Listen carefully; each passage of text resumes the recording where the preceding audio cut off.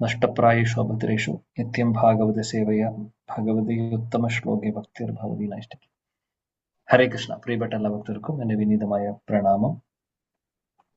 ഗ്രന്ഥ ശ്രീമദ് ഭാഗവതം പ്രഥമ സ്കന്ധം നമ്മൾ ഇന്നലെ 1-ാമത്തെ അധ്യായത്തിലെ 19 ശ്ലോകങ്ങളാണ് നോക്കിയത്. 20-ാമത്തെ ശ്ലോകങ്ങൾ മുതൽ നമ്മൾ ഇന്ന് തുടങ്ങുന്നു. ഭഗവാന്റെ കൃപയുണ്ടെങ്കിൽ ഇന്ന് നമ്മൾ ഈ ഒരു അധ്യായം തീരുമെന്ന് പ്രതീക്ഷിക്കുന്നു. കുറച്ച് ശ്ലോകം കൂടിയുള്ളൂ.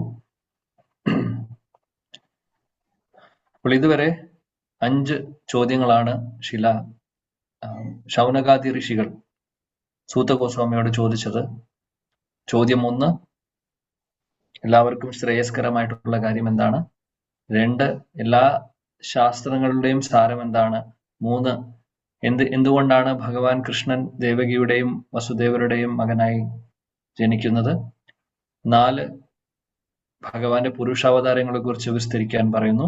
5, ലീലാവതാരങ്ങളെ കുറിച്ച് പറയാൻ പറയുന്നു. അങ്ങനെ 5 ചോദ്യങ്ങളാണ് ശൗനകാദി ഋഷികൾ ഇതുവരെ ചോദിച്ചിട്ടുള്ളത്. ഒരു ചോദ്യം കൂടെ ബാക്കിയുണ്ട്. അത് 23-ാമത്തെ ശ്ലോകത്തിലാണ്, അതായത് ഈ അധ്യായത്തിലെ അവസാനത്തെ ശ്ലോകത്തിലാണ് ആ ചോദ്യം ചോദിക്കുന്നത്. ഇപ്പൊ ഇന്നലെ നമ്മൾ കണ്ടു ഭഗവാന്റെ പരിശുദ്ധ ഭക്തരുടെ ആ ഒരു ഹരികഥ കേൾക്കുവാനുള്ള ആ ആഗ്രഹം. തദേവ രമ്യം രുചിരം നവം നവം തദേവ ശശ്വൻ മനസ്സു മഹോത്സവം തദേവ ശോക അർണവ ശോഷണം നൃണാം യദ് ഉത്തമ ശ്ലോക യശോനുഗീയതേ. എല്ലാവരുടെയും പരിശുദ്ധ ഭക്തരുടെ അവരുടെ ആഗ്രഹം ഒന്ന് മാത്രമേ ഉള്ളൂ. സദാസമയം നാമം ജപിക്കുക, ഭഗവാനെ കുറിച്ച് സ്തുതിക്കുക, നാമം ജപിക്കുക, സ്തുതിക്കുക, സദാസമയം ഭഗവാനെ കുറിച്ച് കേൾക്കുക. അതായത് ശ്രവണവും കീർത്തനവും. അതിൽ അവർക്ക് ഒരു പ്രയാസവും ഇല്ല, അല്ലെങ്കിൽ അതിൽ ഒരിക്കലും അവർക്ക് ഒരു മടുപ്പ് തോന്നുന്നില്ല. ശാശ്വത കാലം അല്ലെങ്കിൽ എല്ലായ്പ്പോഴും അവർ അത് ചെയ്യുവാൻ ആഗ്രഹിക്കുന്നു. അതാണ് പറയുന്നത്. ശൗനകാദി ഋഷികളുടെ ഭാവം അത് തന്നെയാണ്. ഇനിയും അവർക്ക് അവിടെയുള്ള എല്ലാവരും, ശൗനക ഋഷി സാധാരണ ഒരു വ്യക്തിയല്ല, അദ്ദേഹം വലിയൊരു വരിഷ്ഠനായിട്ടുള്ള ഭക്തനാണ്. അതേപോലെ അവിടെയുള്ള മറ്റുള്ള ഋഷിവര്യന്മാരും വളരെ ശ്രേഷ്ഠരായിട്ടുള്ളവരാണ്. അവരെല്ലാവരും ഭക്തരാണ്. എന്നാലും വീണ്ടും വീണ്ടും ഭഗവാനെ കുറിച്ച് കേൾക്കുവാൻ ഞങ്ങൾ ആഗ്രഹിക്കുന്നു. അവർ ഇതിനു മുമ്പും കേട്ടിട്ടുണ്ടാവും. എന്നാൽ ഇപ്പോൾ സൂത ഗോസ്വാമിയെ പോലുള്ള ഒരു ആചാര്യനെ അത് അവർക്ക് കിട്ടുന്നു. അപ്പോൾ ആ ആചാര്യനിൽ നിന്ന് കേൾക്കുവാൻ വേണ്ടി അവർ ആഗ്രഹിക്കുന്നു. അതാണ് നമ്മൾ കണ്ടത് 19-ാമത്തെ ശ്ലോകത്തിൽ. 20-ാമത്തെ ശ്ലോകത്തിൽ എന്ത് പറയും നോക്കാം. മനോഹരമായിട്ടുള്ള ശ്ലോകമാണ്. കൃതവാൻ കില കർമാണി സഹ രാമേണ കേശവഃ അതിമർത്യാനി ഭഗവാൻ ഗൂഢ കപട മാനുഷഃ. കലാദേവി മാതാജി. ഹരേ കൃഷ്ണ പ്രഭുജി. ഓം നമോ ഭഗവതേ വാസുദേവായ. കൃതവാൻ കില കർമാണി സഹ രാമേണ കേശവഃ അതിമർത്യാനി ഭഗവാൻ ഗൂഢകപട മാനുഷഃ. വിവർത്തനം വായിക്കണോ പ്രഭു? വിവർത്തനം ബൈ ശ്രീല പ്രഭുപാദ് കി ജയ്. ഹരേ കൃഷ്ണ. പരമദിവ്യോത്തമ പുരുഷനായ ശ്രീകൃഷ്ണ ഭഗവാൻ ബലരാമനുമൊത്ത് മനുഷ്യനെ പോലെ കളിയാടുകയും നിഗൂഢമായ പല അമാനുഷിക കർമ്മങ്ങൾ നിർവഹിക്കുകയും ചെയ്തു. ഹരേ കൃഷ്ണ പ്രഭുജി. കൃതവാൻ കില കർമാണി സഹ രാമേണ കേശവ. ഇവിടെ രണ്ടുപേരെയും പറയുന്നു. സഹ രാമേണ കേശവ, കേശവനും ബലരാമനും, അതായത് കൃഷ്ണ ബലരാം രണ്ടുപേരും. അവര് എങ്ങനെയാണ് അവരുടെ ലീലകൾ ഉണ്ടായിരുന്നത്? ഇവിടെ പറയുന്നു ഗൂഢ കപട മാനുഷഃ, അതായത് മനുഷ്യരെ പോലെ, സാധാരണ 2 മനുഷ്യക്കുട്ടികൾ പോലെയാണ് അവരുടെ ലീലകൾ ഉണ്ടായിരുന്നത്. എന്നാൽ അവർ മനുഷ്യരാണോ? അല്ല. അവര് ഭഗവാൻ കൃഷ്ണൻ പരമദിവ്യതം പുരുഷൻ, കൃഷ്ണനും ബലരാമനും, കൃഷ്ണന്റെ ആദ്യത്തെ വിസ്തരണമാണ് ബലരാമൻ. രണ്ടുപേരും ഭഗവാന്മാര് തന്നെ, വ്യത്യാസമില്ല. ഒരാള് തന്നെ, കൃഷ്ണൻ തന്നെയാണ് ബലരാമൻ, എന്നാൽ തത്വത്തിൽ, എന്നാൽ ഭാവത്തിൽ വ്യത്യാസമുണ്ട്. ഒന്ന് സേവ്യ ഭഗവാനും ഒന്ന് സേവക് ഭഗവാനും.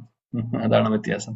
രണ്ടാമത്തെ വ്യത്യാസം അവർ തമ്മിലുള്ള നിറത്തിൽ വ്യത്യാസമുണ്ട്, ഭാവത്തിൽ വ്യത്യാസമുണ്ട്. കാര്യം ബലരാമൻ ഭഗവാൻ കൃഷ്ണനെ സേവിക്കുക എന്നുള്ള ഒരു ഭാവത്തിലാണ് എപ്പോഴും, ഭഗവാന്റെ സേവകനായിട്ടാണ്, കൃഷ്ണന്റെ സേവകൻ എന്നുള്ള ഒരു ഭാവത്തിലാണ് അദ്ദേഹം ഉള്ളത്. കൃഷ്ണനാണെങ്കിൽ ഭോക്താറാം യജ്ഞതപസം സർവലോക മഹേശ്വരം, ഭോക്ത, എല്ലാത്തിന്റെയും ഭോക്ത എന്ന് പറഞ്ഞാൽ എല്ലാത്തിന്റെയും എൻജോയർ, അല്ലെങ്കിൽ എല്ലാവരും ആരാധിക്കുന്നത് ആരെയാണ്, അതാണ്, ആ പൊസിഷനാണ് കൃഷ്ണനുള്ളത്. കൃഷ്ണന്റെ ആദ്യത്തെ വിസ്തരണമാണ് ബലരാമൻ. ബലരാമന്റെ ഒരു പ്രത്യേകത എന്താണെന്ന് വെച്ചാൽ ബലരാമനെ പോലെ വേറെ ആരുമില്ല. കാരണം പറയുന്നു, അവരുടെ ശക്തി നോക്കുവാണെങ്കിൽ രണ്ടുപേരും തുല്യശക്തരാണ്. പിന്നെ നിറം നോക്ക്, ഒന്ന് ശ്യാമ നിറത്തിലും ശ്യാമസുന്ദരനും, ഒന്ന് ബലരാമനാണെങ്കിൽ വെളുത്തിട്ടാണ്. അല്ലെങ്കിൽ അദ്ദേഹത്തിന്റെ നിറം പറയുന്നത്, ശാസ്ത്രങ്ങളിൽ പറയുന്ന, ഒന്ന് ശ്യാമ മേഘം പോലെയാണെങ്കിൽ, അല്ലെങ്കിൽ ഘനശ്യാം പോലെയാണെങ്കിൽ, ഒന്ന് വെളുത്ത നിറത്തിലുള്ള മേഘം പോലെയാണെന്ന് പറയുന്നു. അപ്പോൾ അതാണ് വ്യത്യാസം. പിന്നെ വേറെ വ്യത്യാസം ഉള്ളത്, അപ്പൊ അവിടെ സിമിലാരിറ്റി കാണാം രണ്ടുപേരിലും, അതേപോലെ വ്യത്യാസങ്ങളും കാണാം. എന്നാൽ മെയിൻ ആയിട്ടുള്ള ഒരു ഭാവത്തിലാണ് അവരുടെ വ്യത്യാസമുള്ളത്. ബലരാമൻ എപ്പോഴും ഭഗവാൻ കൃഷ്ണനെ സേവിക്കുക എന്നുള്ളൊരു ഭാവത്തിലാണ്. അത് മാത്രമല്ല, ബലരാമന്റെ സേവനം എല്ലാ രസത്തിലും ഉണ്ട്. അതായത് നമ്മൾ പ്രൈമറി 5 രസങ്ങൾ പറയും അല്ലെ, ശാന്തരസം, ദാസ്യം, അതേപോലെ സഖ്യം, വാത്സല്യം, മാധുര്യം. ഈ 5 ഭാവങ്ങളിലും 5 രസങ്ങളിലും ബലരാമൻ കൃഷ്ണനെ സേവിക്കുന്നുണ്ട്.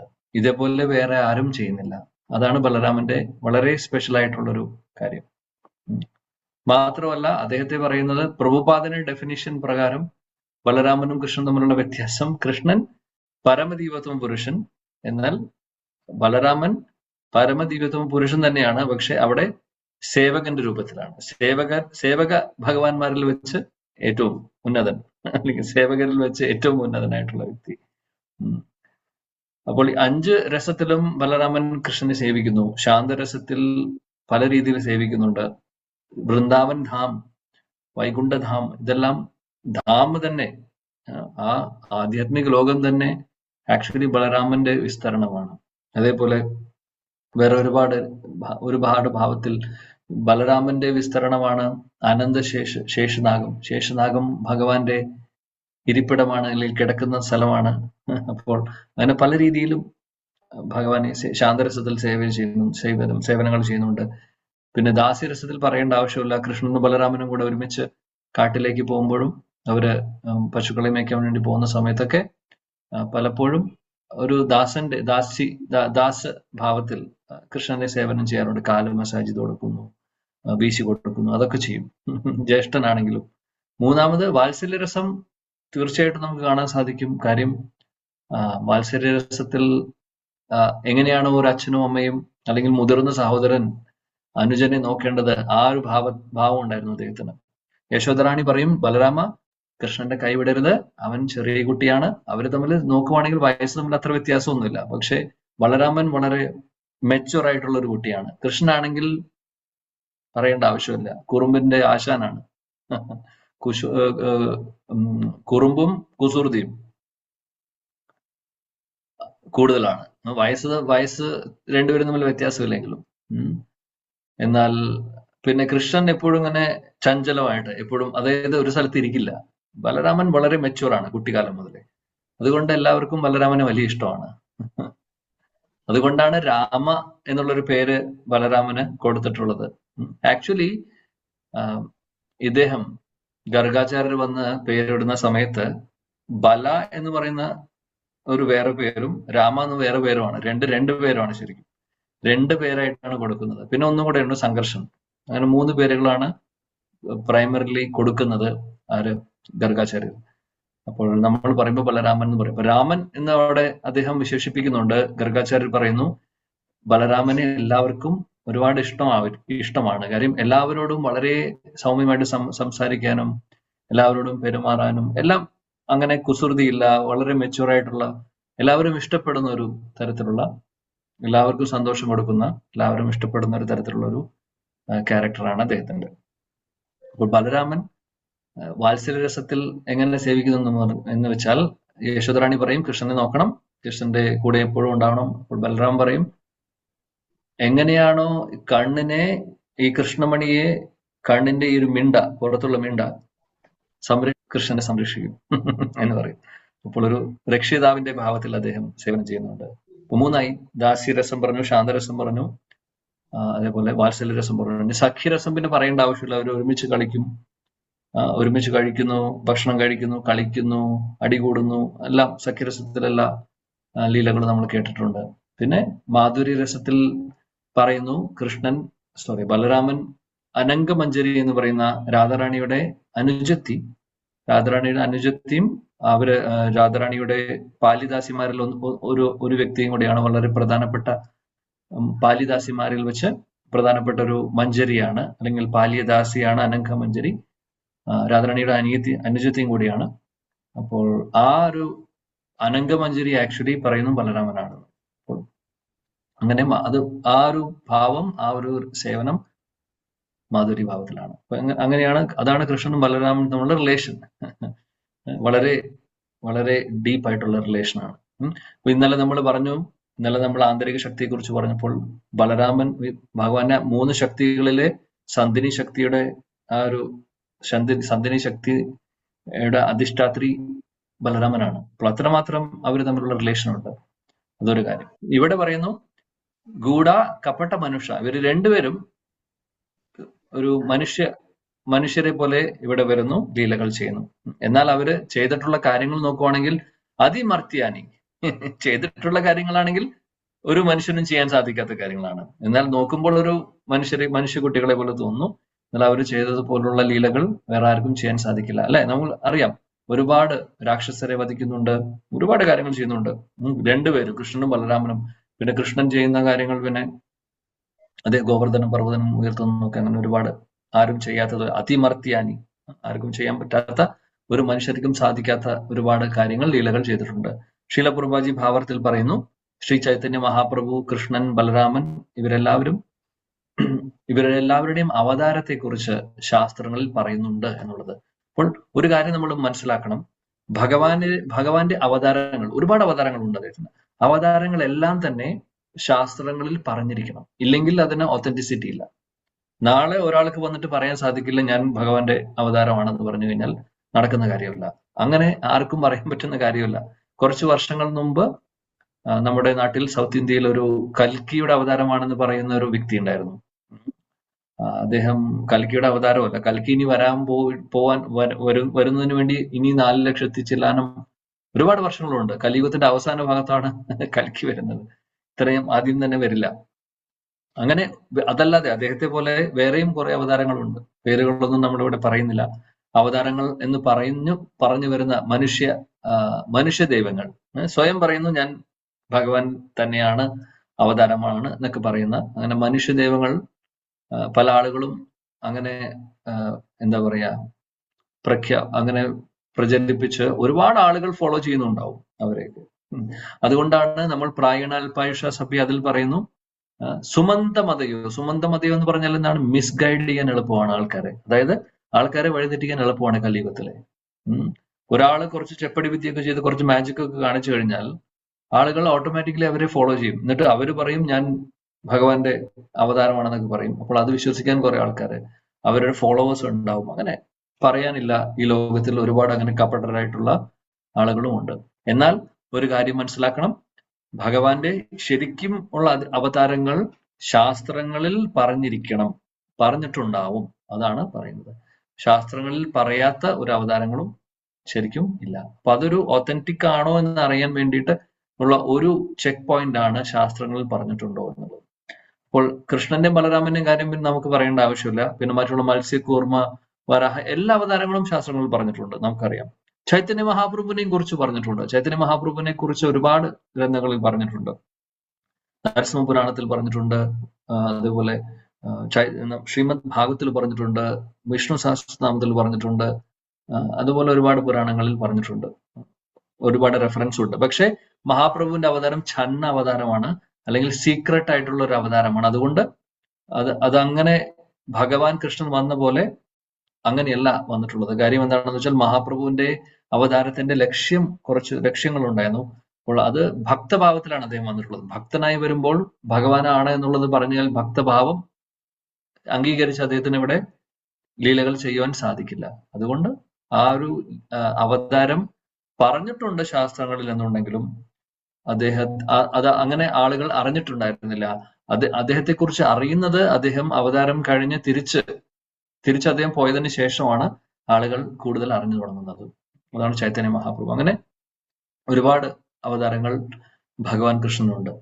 നമ്മൾ ഫേമസ് ആയിട്ട് കേട്ടിട്ടുള്ള ദശാവതാരം മാത്രമല്ല, 10 അവതാരങ്ങൾ ആളുകൾ പറയും കൃഷ്ണന്റെ അല്ലെങ്കിൽ വിഷ്ണുവിന്റെ അവതാരമാണ് 10 അവതാരങ്ങൾ, അതിലൊന്നാണ് കൃഷ്ണൻ എന്ന് പറയും. ആക്ച്വലി അങ്ങനെയല്ല. എല്ലാവരുടെയും സോഴ്സ് എന്ന് പറഞ്ഞാൽ സർവ്വകാരണങ്ങളുടെ കാരണമാണ് ഭഗവാൻ കൃഷ്ണൻ. ഈശ്വര പരമകൃഷ്ണ സച്ചിദാനന്ദ വിഗ്രഹ അനാദിർ ആദിർ ഗോവിന്ദ സർവ്വകാരണ കാരണം. മറ്റുള്ള അവതാരങ്ങളൊക്കെ ഭഗവാൻ കൃഷ്ണനിൽ നിന്നാണ് വരുന്നത്. അതാണ് കൃഷ്ണന്റെ പൊസിഷൻ. അപ്പോൾ 10 അവതാരങ്ങൾ മാത്രമല്ല വിഷ്ണുവിനുള്ളത് അല്ലെങ്കിൽ കൃഷ്ണനുള്ളത്. ഒരുപാട് നമുക്കൊരു എണ്ണം പറയാൻ സാധിക്കില്ല. ഭാഗവതത്തിൽ 23 അവതാരങ്ങളെ കുറിച്ചൊക്കെ പറയുന്നുണ്ട്. എന്നാൽ അത് അത്രയൊന്നല്ല കണക്ക് നമുക്ക് പറയാൻ സാധിക്കില്ല. അനന്തമാണ്. അങ്ങനെ അതാണ് ഭഗവാന്റെ ഒരു പൊസിഷൻ. ഇവിടെ പറയുന്നു ശിലപ്രഭുപാദ് ഭാവാർത്ഥത്തിൽ ഒരുപാട് കപടരായിട്ടുള്ള മനുഷ്യ ഭഗവാനാണെന്ന് പറയുന്ന മനുഷ്യര്, അങ്ങനെ പറയുന്ന കപടരായിട്ടുള്ള ഒരുപാട് ആൾക്കാർ ഇന്ത്യയിലുണ്ട് എന്നുള്ളത് അദ്ദേഹം പറയുന്നു. അതിനെക്കുറിച്ച് ഇവിടെ പറയുന്നുണ്ട്. എന്നിട്ട് പറയുന്നു കൃഷ്ണനെ കുറിച്ച് അദ്ദേഹം പറയുന്നു. കൃഷ്ണന്റെ അവതാരം അല്ലെങ്കിൽ കൃഷ്ണൻ അവിടെ ആവിർഭവിക്കുന്നത് അദ്ദേഹം ബ്രഹ്മാവിന്റെ ഒരു ദിവസത്തിൽ ഒരു പ്രാവശ്യമേ വരുള്ളൂ. ബ്രഹ്മാവിന്റെ ഒരു ദിവസം എന്ന് പറഞ്ഞു കഴിഞ്ഞാൽ 864 കോടി വർഷങ്ങളാണ് ഒരു ദിവസം. ഒരു ദിവസത്തിൽ ഒരു പ്രാവശ്യം മാത്രമേ കൃഷ്ണനായിട്ട് വരുന്നുള്ളൂ. ആ ഒരു പ്രാവശ്യം ഈ അടുത്താണ് വന്നത്, 5000 വർഷങ്ങൾ മുമ്പ്. അധികം പഴക്കമില്ല. നമ്മുടെ അടുത്ത് നമ്മളിപ്പോൾ ഇരിക്കുന്നു 5000 വർഷം കഴിഞ്ഞിട്ടേ ഉള്ളൂ ഭഗവാൻ കൃഷ്ണൻ വന്നു പോയതിനു ശേഷം. ചൈതന്യ മഹാപ്രഭു അദ്ദേഹം ഇതേപോലെ തന്നെയാണ്, കൃഷ്ണനെ പോലെ തന്നെയാണ്. ബ്രഹ്മാവിന്റെ ഒരു ദിവസത്തിൽ ഒരു പ്രാവശ്യമേ അവതരിക്കുന്നുള്ളൂ മഹാപ്രഭു ഈ ഒരു ഭാവത്തിൽ. അപ്പോൾ ആ ഒരു ലീലയും കഴിഞ്ഞിട്ട് 500 വർഷങ്ങളേ ആയിട്ടുള്ളൂ. നോക്കുവാണെങ്കിൽ നമ്മൾ ഒരുപാട് ഭാഗ്യം ചെയ്തിട്ടുള്ളവരാണ്. ചൈതന്യ മഹാപ്രഭുവിന്റെ ആ ഒരു 10000 വർഷം വരെ നീളുന്ന ആ സുവർണ കാലഘട്ടത്തിൽ നമ്മൾ പെട്ടിട്ടുണ്ട് ഭഗവാന്റെ കൃപ കൊണ്ട്. അതേപോലെ തന്നെ ഭഗവാൻ കൃഷ്ണന്റെ അവതാരം കഴിഞ്ഞ് വെറും 5000 വർഷമായിട്ടുള്ളൂ. അപ്പോൾ അധികമായിട്ടില്ല. അതുകൊണ്ടാണ് ഇപ്പോഴും ഈ ലീലകളെല്ലാം ഫ്രഷ് ആയിട്ടിരിക്കുന്നതും നമ്മൾ ഇപ്പോഴും ആസ്വദിക്കാൻ നമുക്ക് സാധിക്കുന്നതും. ലീലാസ്ഥലികൾ ഇപ്പോഴും ധാമല് പോകുമ്പോൾ ഉള്ളതൊക്കെ ഇനിയും വർഷങ്ങൾ മുന്നോട്ട് പോകുമ്പോൾ ലീലാസ്ഥലികളൊക്കെ അപ്രകടമാവും. ഓൾറെഡി അപ്രകടമായത് പിന്നീട് പുനരുദ്ധാരണം ചെയ്യുന്നതാണ്, പിന്നീട് കൊണ്ടുവരുന്നതാണ് നമ്മുടെ ഗോസ്വാമിമാരും മറ്റുള്ള ആചാര്യന്മാരും ചൈതന്യ മഹാപ്രഭുവും ഒക്കെ. ഇനിയും കലിയുഗം മുന്നോട്ട് പ്രോഗ്രസ് ചെയ്യുമ്പോൾ ഇതെല്ലാം പതുക്കെ ഗുപ്തമായി മാറും, അല്ലെങ്കിൽ ഇതെല്ലാം അപ്രകടമായി പോകും. ഇപ്പൊ നമ്മുടെ സൗഭാഗ്യമാണ് ഇന്ന് ധാമുണ്ട്, നമുക്ക് ഒരുപാട് കാര്യങ്ങൾ ചെയ്യാൻ സാധിക്കുന്നുണ്ട്. അപ്പോൾ ഈ ഒരു അവസരം നമ്മൾ കളയാതെ നോക്കണം എന്നുള്ളതാണ്. ഇവിടെ പ്രഭുപാദ് പറയുന്ന ഭാവാർത്ഥത്തിൽ കൃഷ്ണൻ ജനിക്കുമ്പോൾ തന്നെ ഭഗവത് രൂപത്തിലാണ് വരുന്നത്. ദേവകി റാണിക്ക് അദ്ദേഹം അവതരിക്കുന്ന സമയത്ത് ദേവകി ഹൃദയത്തിൽ നിന്ന് വസുദേവരുടെ ഹൃദയത്തിൽ നിന്ന് ദേവകി റാണിയുടെ ഹൃദയത്തിലേക്ക് പ്രവേശിക്കുന്നു. അതിനുശേഷം അദ്ദേഹം പ്രകടമാവുകയാണ് ചെയ്യുന്നത്. സാധാരണ ഒരു കുട്ടി ജനിക്കുന്ന പോലെയല്ല കൃഷ്ണൻ ജനിക്കുന്നത്. അത് മാത്രമല്ല, കൃഷ്ണൻ പുറത്തു വരുമ്പോൾ അദ്ദേഹത്തിന്റെ ആവിർഭാവം എങ്ങനെയാണ്? പുറത്തു വരുമ്പോൾ അദ്ദേഹത്തിന് മനോഹരമായിട്ടുള്ള ആഭരണങ്ങൾ ധരിച്ചിട്ടുണ്ട്, മനോഹരമായിട്ടുള്ള നീളത്തിലുള്ള ചുരുണ്ട മുടിയുണ്ട്, നല്ല ഭംഗിയായിട്ട് എല്ലാ ഡെക്കറേഷനോട് കൂടിയിട്ടാണ് കൃഷ്ണൻ വരുന്നത്. അങ്ങനെയാണോ സാധാരണ ഒരു കുട്ടി വരുന്നത്? അല്ല. സാധാരണ ലോകത്ത് നമ്മുടെ മനുഷ്യരെ നോക്കിക്കഴിഞ്ഞാൽ അങ്ങനെയല്ല വരുന്നത്. കൃഷ്ണന്റെ അവതാരം അങ്ങനെയാണ്. അതാണ് പ്രഭുപാദ് പറയുന്നത്, അദ്ദേഹം വന്നപ്പോഴേ 4 കൈകളുള്ള വിഷ്ണു രൂപത്തിലാണ് വരുന്നത്. അതിനുശേഷം ദേവകി റാണി പറയുന്നു, എനിക്ക് അവർക്ക് മനസ്സിലായി ഭഗവാനാണെന്നുള്ളത്. കാര്യം അവര് രണ്ടുപേരുടെയും ആഗ്രഹപ്രകാരമാണ് കൃഷ്ണൻ അവതരിച്ചിട്ടുള്ളത്. വസുദേവരും ദേവകി റാണിയും മുന്നുള്ള ജന്മങ്ങളിൽ ഒരുപാട് ജന്മങ്ങൾ അവര് തപസ് ചെയ്തിട്ടുണ്ട്. കൃഷ്ണനെ മകനായിട്ട് ലഭിക്കാൻ വേണ്ടി. അതുകൊണ്ട് അങ്ങനെയാണ് പിന്നീട് അവർക്ക് ഭഗവാൻ തന്നെ മകനായിട്ട് വരുന്നത്. പൃഷ്ണി സുതപ എന്നുള്ള പേരിലായിരുന്നു അവർ അറിയപ്പെടുന്നത്.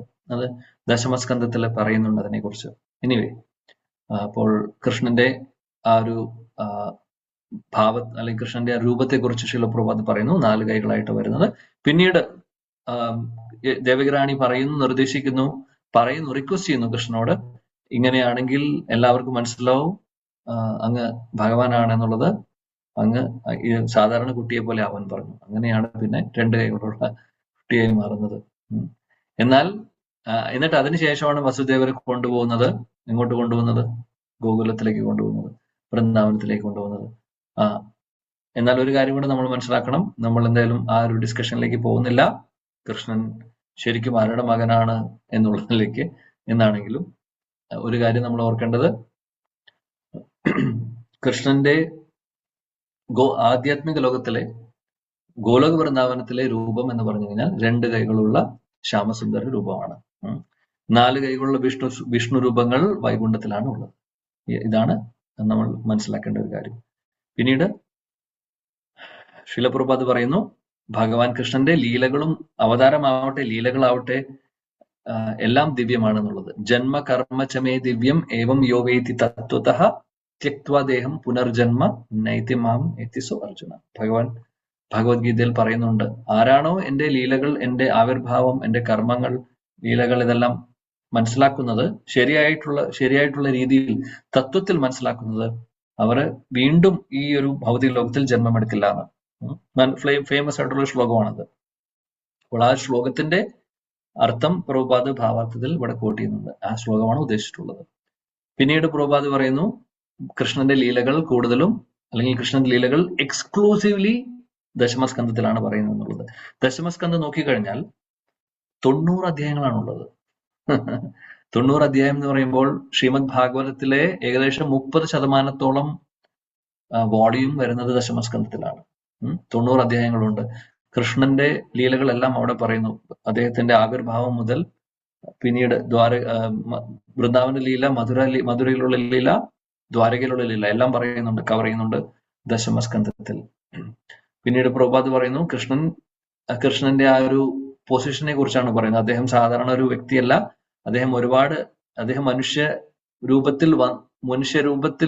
മനുഷ്യനെ പോലെ ഇവിടെ ലീലകൾ ചെയ്യുവാൻ വേണ്ടി അവതരിച്ചു. പക്ഷെ എന്നാൽ അദ്ദേഹം മനുഷ്യനല്ല, അദ്ദേഹം പരമദൈവത്വം പുരുഷൻ തന്നെയാണ്. അതെങ്ങനെ മനസ്സിലാക്കാൻ സാധിക്കും? ഒന്ന്, ഓഫ്കോഴ്സ് ഭഗവാൻ കൃഷ്ണൻ ശാസ്ത്രങ്ങളിൽ പറയുന്നുണ്ട് കൃഷ്ണന്റെ അവതാരത്തെ കുറിച്ച്. മാത്രമല്ല അദ്ദേഹം ചെയ്തിട്ടുള്ള കാര്യങ്ങളും ഇവിടെ പറയുന്നു. വളരെ, അതായത് ആർക്കും ചെയ്യാൻ സാധിക്കാത്ത അതിമർത്യാനി കർമ്മങ്ങൾ, ഒരു മനുഷ്യനും സാധിക്കാത്തതായിട്ടുള്ള കാര്യങ്ങൾ. ഗോവർദ്ധന പർവ്വതം എടുക്കുക, 6 ദിവസം, അതായത് കുട്ടിയായിരിക്കുന്ന സമയത്ത് പൂതനയെ പോലുള്ള രാക്ഷസിയെ വധിക്കുക, ഒരുപാട് കാര്യങ്ങൾ കൃഷ്ണൻ ചെയ്തിട്ടുണ്ട്. ആർക്കും ചെയ്യാൻ സാധിക്കില്ല. അതിൽ നിന്ന് തന്നെ മനസ്സിലാക്കാൻ സാധിക്കും അദ്ദേഹം സാധാരണ ഒരു മനുഷ്യനൊന്നുമല്ല, അദ്ദേഹം ഭഗവാൻ തന്നെയാണ് എന്നുള്ളത്. അതാണ് പ്രഭുപാദ് ഇവിടെ നമ്മളെ ഓർമ്മിപ്പിക്കുന്ന കാര്യം. പിന്നീട് പറയുന്നു, നൈമിഷാരണ്യത്തിലെ ഋഷിവര്യന്മാര് കൃഷ്ണനെ കുറിച്ച് കേൾക്കുവാൻ കൂടുതൽ ആഗ്രഹിക്കുന്നു എന്നാണ് പറയുന്നത്. കൃഷ്ണന്റെ മനോഹരമായിട്ടുള്ള ലീലകൾ കേൾക്കുവാൻ ആഗ്രഹിക്കുന്നു. അതാണ് 20ാമത്തെ ശ്ലോകത്തിൽ പറയുന്നത്. 21ാമത്തെ ശ്ലോകം നോക്കാം. കലീം ആകതാം അജ്ഞായ ക്ഷേത്രേസ്മിൻ വൈഷ്ണവേ വയം ആസീന ദീർഘശസ്ത്രേണ കഥായാം സക്ഷണാഹരേ.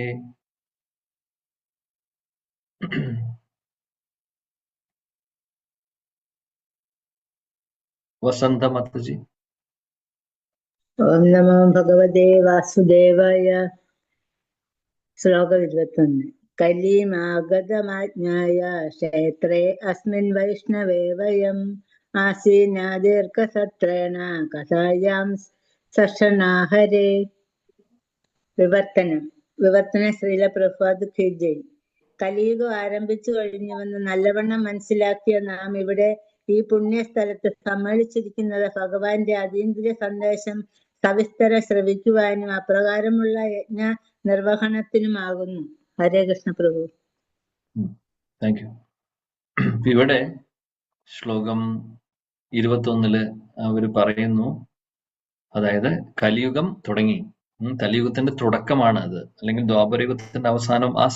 ആ കലിയുഗത്തിന്റെ തുടക്കത്തിലാണ് ഇതെല്ലാം നടക്കുന്നത്, ഇപ്പോൾ നമ്മൾ ചർച്ച ചെയ്യുന്ന വിഷയങ്ങൾ. ഇപ്പോൾ പറയുന്നു കലിയുഗത്തിന്റെ തുടക്കമാണ്.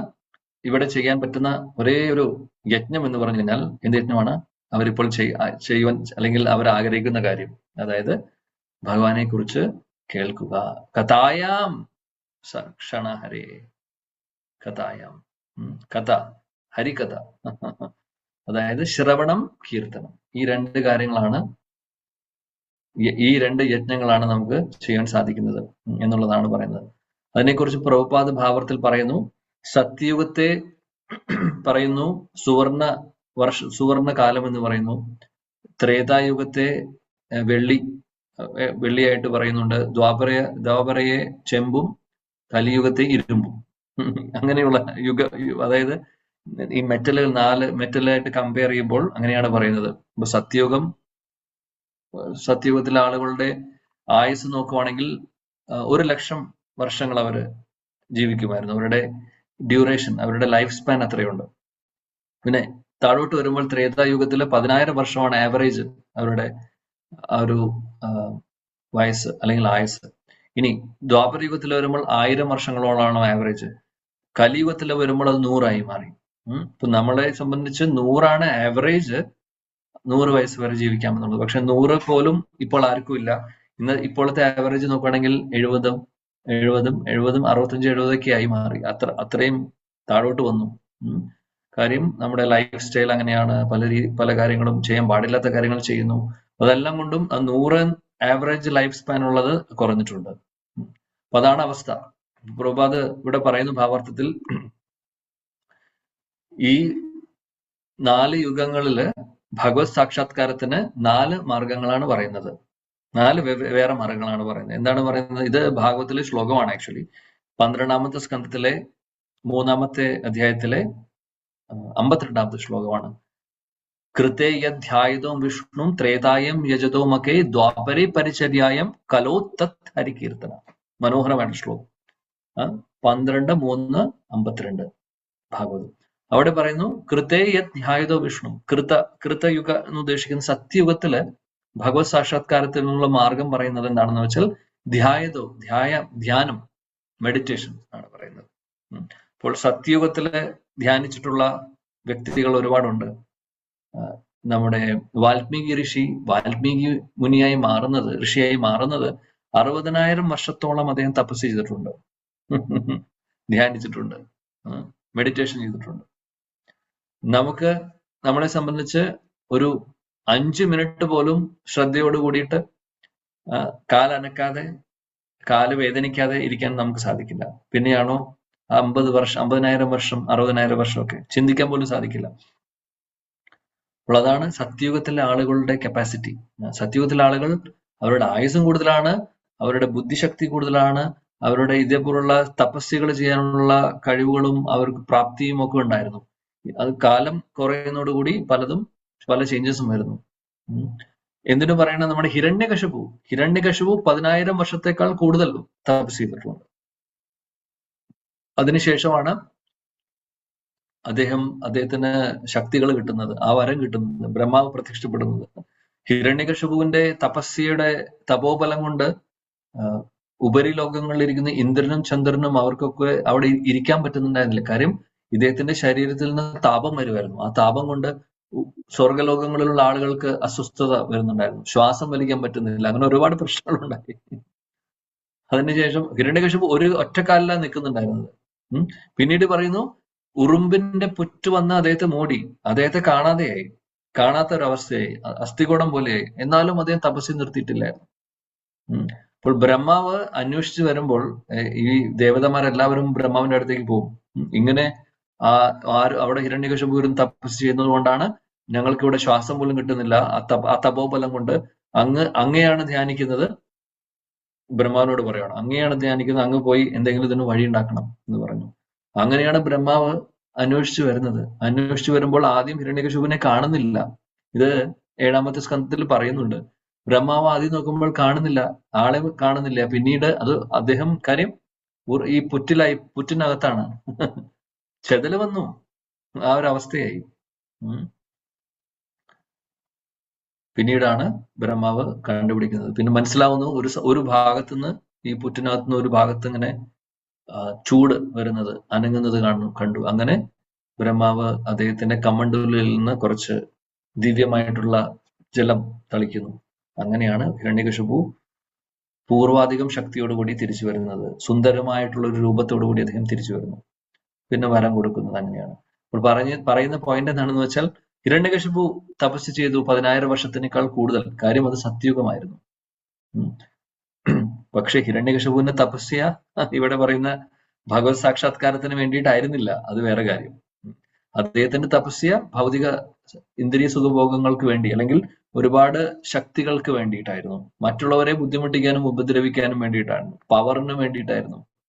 അത് പ്രോപ്പർ ആയിട്ടുള്ള ഒരു മെഡിറ്റേഷൻ അല്ല. അവിടെ ഭഗവത് സാക്ഷാത്കാരം ആയിരുന്നില്ല അദ്ദേഹത്തിന്റെ ലക്ഷ്യം. അപ്പോൾ ആ മെഡിറ്റേഷൻ, ധ്യാനം, ആ മെഡിറ്റേഷൻ എന്ന് പറയുന്ന പ്രോസസ്സ് അദ്ദേഹം വേറെ കാര്യങ്ങൾക്കാണ് ഉപയോഗിച്ചത്, ഭഗവത് സാക്ഷാത്കാരത്തിന് വേണ്ടിയിട്ടല്ല. എന്നാൽ സത്യയുഗത്തിലെ ഭഗവത് സാക്ഷാത്കാരത്തിനുള്ള മാർഗം പറയുന്നത് ധ്യായതോ വിഷ്ണു, ഭഗവാൻ വിഷ്ണുവിനെ അല്ലെങ്കിൽ കൃഷ്ണനെ ധ്യാനിക്കുക എന്നുള്ളതാണ്. രണ്ടാമത്തെ ത്രേതായുഗത്തിലെ പ്രോസസ് എന്താണ്? യജതോ മകൈ. യജതോ മകൈ എന്ന് പറഞ്ഞു കഴിഞ്ഞാൽ യജ്ഞങ്ങളാണ്. ഈ ഒരുപാട് യജ്ഞങ്ങളുണ്ട്. ഈ അശ്വമേധ യജ്ഞം, ഹോമങ്ങൾ, യജ്ഞങ്ങൾ, ഇതെല്ലാം ആയിരുന്നു ത്രേതായുഗത്തിലെ ഭഗവത് സാക്ഷാത്കാരത്തിലേക്കുള്ള ആ ഒരു മാർഗം പറഞ്ഞിട്ടുള്ളത്. അതുകൊണ്ട് ത്രേതായുഗം, ഇപ്പോൾ ശ്രീരാമചന്ദ്ര ഭഗവാന്റെ ലീല നോക്കുവാണെങ്കിൽ രാമായണത്തിൽ ഒരുപാട് യജ്ഞങ്ങളെ കുറിച്ച് പറയുന്നുണ്ട് അവിടെ. കാര്യം ത്രേതായുഗത്തിലെ പ്രോസസ് ആയിരുന്നു. മൂന്നാമത്തെ ദ്വാപരയുഗമാണ്. ദ്വാപരയുഗത്തിലെ പരിചര്യായം എന്ന് പറഞ്ഞു കഴിഞ്ഞാൽ അമ്പലത്തിലുള്ള ശ്രീവിഗ്രഹ ആരാധനകൾ. ശ്രീവിഗ്രഹ ആരാധനകൾ നടക്കുന്നുണ്ടായിരുന്നത്, അത് ശരിക്കും ഓത്തന്റിക്കലി നടക്കുന്നുണ്ടായിരുന്നത് ദ്വാപരയുഗത്തിലാണ്. അപ്പോൾ ആദ്യത്തെ നമ്മൾ പറഞ്ഞു സത്യയുഗത്തിലെ മെഡിറ്റേഷൻ നമുക്ക് സാധിക്കില്ല. 1 മിനിറ്റ് പോലും നമുക്ക് കോൺസെൻട്രേറ്റ് ചെയ്യാൻ പറ്റാത്ത അവസ്ഥയാണ്. മാത്രമല്ല സമാധാനമായിട്ട് 5 മിനിറ്റ് ഇരിക്കാൻ സാധിക്കില്ല. ഇനി കാട്ടിൽ പോയി തപസ്സിരിക്കുവാണെങ്കിൽ പുലി വരുമോ പാമ്പ് വരുമോ എന്നുള്ള പേടി കൊണ്ട് അവിടെ ഇരിക്കാൻ സാധിക്കില്ല. അതുകൊണ്ട് മെഡിറ്റേഷൻ എന്തായാലും നടക്കാൻ പോകുന്നില്ല. മാത്രമല്ല നമ്മുടെ കാലാവധി, നമ്മുടെ ലൈഫ് സ്പാൻ വളരെ കുറവാണ്. അവിടെയുള്ള പോലെയല്ല. പിന്നെ യജ്ഞങ്ങളും ഹോമങ്ങളെയും കുറിച്ച് നമ്മൾ പറയുവാണെങ്കിൽ, യജ്ഞങ്ങളും ഹോമങ്ങളും ഈ കാലത്ത് നടക്കുമോ? പല യജ്ഞങ്ങളും നടക്കുന്നുണ്ടാവും, പല ഹോമങ്ങളും പൂജകളും നടക്കുന്നുണ്ടാവും. പക്ഷെ അതിന്റെ എഫക്റ്റ് ഉണ്ടോ എന്ന് ചോദിച്ചു കഴിഞ്ഞാൽ കാര്യമായിട്ടുള്ള എഫക്റ്റ് ഇല്ല, റിസൾട്ട് കിട്ടുന്നില്ല. കാര്യം എന്താണെന്ന് വെച്ചാൽ, യജ്ഞങ്ങൾ ചെയ്യുവാൻ വേണ്ടി ഉപയോഗിക്കേണ്ട സാമഗ്രികളുടെ പരിശുദ്ധി വളരെ ഇമ്പോർട്ടന്റ് ആണ്. യജ്ഞങ്ങളിൽ ഉപയോഗിക്കുന്ന നെയ്യാവട്ടെ, ഇനി വേറെ വെണ്ണയാവട്ടെ, അങ്ങനെ എന്ത് ഉൽപ്പന്നങ്ങളാവട്ടെ, എല്ലാം പരിശുദ്ധമായിരിക്കണം. ഇല്ലെങ്കിൽ അതിന് എഫക്റ്റ് ഉണ്ടാവില്ല. അതൊരു കാര്യം. രണ്ടാമത്, അത് ചെയ്യുന്ന ബ്രാഹ്മണൻ ശുദ്ധനായിരിക്കണം. ഇന്നത്തെ കാലത്ത് മായം കലർത്താത്ത ഒരു സാധനവും കിട്ടുന്നില്ല, ഒരു സാമഗ്രിയും നമുക്ക് കിട്ടാൻ പോകുന്നില്ല യജ്ഞത്തിൽ ഉപയോഗിക്കാൻ വേണ്ടി. മിൽമയുടെ നെയ്യൊന്നും ഉപയോഗിച്ച് യജ്ഞം ചെയ്താൽ വർക്കാവില്ല. പറയുന്നത് ഒന്നും ഈ കാലത്ത് ശുദ്ധമല്ല, അതുകൊണ്ട് എല്ലാത്തിലും മായമുണ്ട്, അതുകൊണ്ട് വർക്കാവില്ല. പിന്നെ ക്വാളിഫൈഡ് ആയിട്ടുള്ള ബ്രാഹ്മണരുണ്ടോ എന്ന് ചോദിച്ചു കഴിഞ്ഞാൽ ഇല്ല, വളരെ ഇല്ല എന്ന് തന്നെ പറയാം. ഉണ്ടാവാം, പക്ഷെ ഇല്ല എന്ന് തന്നെ പറയാം. കാര്യം എന്താണെന്ന് വെച്ചാൽ, എല്ലാവരും അത് പൈസ എത്ര കിട്ടും, ഇപ്പോഴത്തെ കൂടുതൽ ആളുകളുടെയും ആ ഒരു ഉദ്ദേശം തന്നെ ഈ ഒരു പൂജ ചെയ്യുവാണെങ്കിൽ എനിക്ക് ഇത്ര പൈസയാണ്, ഇതാണ് എന്റെ റേറ്റ്. അങ്ങനെയൊന്നും ആ ഒരു ഭാവത്തിലൊന്നുമല്ല യജ്ഞങ്ങൾ ചെയ്യേണ്ടത്. യജ്ഞം, ഹോമം എന്നൊക്കെ പറയുന്നത് വളരെ ശുദ്ധരായിട്ടുള്ളവർ ചെയ്യുന്നതാണ്. കാര്യം അവര് ഇന്നത്തെ കാലത്ത് ഹോമത്തിന് ഉപയോഗിക്കുന്ന തീ കത്തിക്കാൻ വേണ്ടി തീപ്പെട്ടി ഉപയോഗിച്ച് കത്തിക്കലോ ആ പരിപാടിയൊന്നുമില്ല. മന്ത്രത്തിലാണ് എല്ലാം സംഭവിക്കുന്നത്. മന്ത്രം കൊണ്ട് എല്ലാം ചെയ്യും അവര്. മന്ത്രം കൊണ്ട് തീ കത്തുന്നു, പലതും സംഭവിക്കും. അത്രമാത്രം ശക്തിയാണ്. അന്നത്തെ കാലത്ത് യജ്ഞങ്ങളൊക്കെ ചെയ്യുമ്പോൾ ദേവതമാര് ദേവലോകങ്ങളിൽ നിന്ന് വരും, എല്ലാ ദേവതമാരും വരും ആ യജ്ഞത്തിന്റെ പങ്ക് വഹിക്കാൻ വേണ്ടി.